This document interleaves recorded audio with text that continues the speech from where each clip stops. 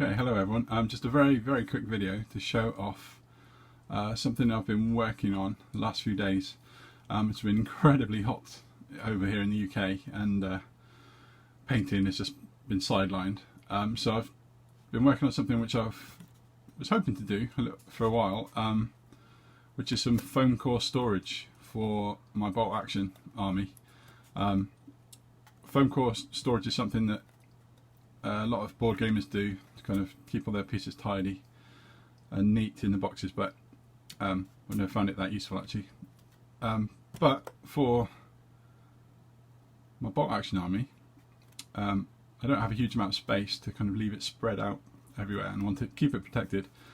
There are some solutions you can buy for kind of MDF cut boards with circles cut in for stands and things, but I found a lot of those have a lot of waste left over because you can never get the numbers perfectly right for what figures you have. So went ahead and made some storage from A4 black foam core boards, A4 being a UK paper size. It's kind of standard paper size, and this is what I've come up with. It's not perfect, but it works for my needs. So I've built within this first box a grid of squares to put my infantry into. So this is all my infantry, including all the plastics, all the metals, which are this row because the weight distribution was a bit off else. LMG teams, BARs, and you can really tell I've cut out the last cross section here so that there's enough room for one 40mm base with my third medic on.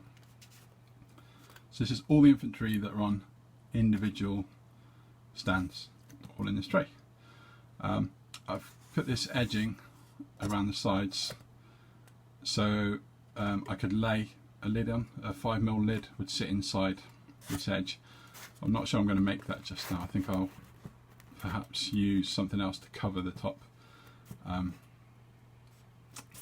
But that's the infantry box. Under that, excuse me a second, I have another box. So I have my 4 prone stands here, entirely prone infantry on them, and some dice which I put into this little tray, which, I'll try and do this with one hand, actually slides up and out of this to uncover an internal edge which holds that piece, under which all of my non-prone support units and artillery pieces live, and HQ units and stuff. These are all mostly the metal models.